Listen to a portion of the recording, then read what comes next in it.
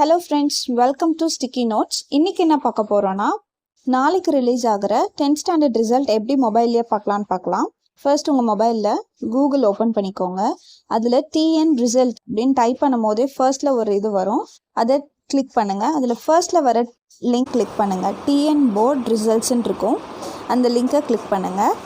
Load ஆனதும் open ஆகும், examination ரிசல்ட்ஸ்ன்னு open ஆகும்.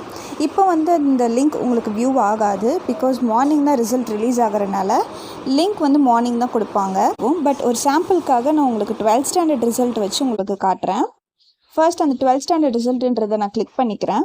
நீங்கள் மார்னிங் 10th ஸ்டாண்டர்ட் ரிசல்ட்டுன்னு ஒரு லிங்க் இருக்கும், அதை கிளிக் பண்ணிக்கோங்க. ரெஜிஸ்ட்ரேஷன் நம்பர்னு ஷோ ஆகும். நீங்கள் எக்ஸாமுக்கு யூஸ் பண்ண ரெஜிஸ்ட்ரேஷன் நம்பர் இருக்கும், அதை நீங்கள் டைப் பண்ணிக்கோங்க. டேட் ஆஃப் பர்த் டைப் பண்ணிக்கோங்க. நான் டெமோக்காக சும்மா எம்டியாக நான் காட்டுறேன். கெட் மார்க்ஸ் அப்படின்னு கொடுத்தீங்கன்னா வரும். சப்போஸ் நீங்கள் டேட்டா தப்பாக போட்டுட்டிங்கன்னா கிளியர் அப்படின்ற ஆப்ஷன் கிளிக் பண்ணிக்கோங்க. Again registration number, date of birth எப்படி போடணும்னா, இப்போ நீங்கள் வெரி 1 அப்படின்னா 01/01/2010 இப்படி போட்டிங்கன்னா தான் ஓப்பன் ஆகும். உங்களுக்கு டேட் ஆஃப் பர்த் தப்பாக போட்டிங்கன்னா உங்களுக்கு ஓப்பன் ஆகாது.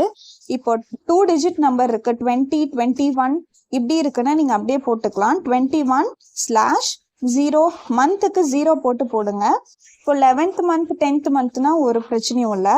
மற்றபடி மீதி சிங்கிள் டிஜிட்டில் வரதெல்லாம் நீங்கள் முன்னாடி ஃப்ரண்ட்டில் 0 போட்டு இயர் போட்டு கெட் மார்க்ஸ் அப்படின்னு கொடுத்தீங்கன்னா உங்களுக்கு வியூ ஆகிடும். அண்ட் இவ்வளோ சிம்பிளாக உங்களுக்கு ரிசல்ட் பார்த்தலாம். ரிசல்ட்டை நினச்சி பயப்படாதீங்க, கண்டிப்பாக எல்லாருமே நல்லா மார்க்ஸ் ஸ்கோர் பண்ணுவீங்க.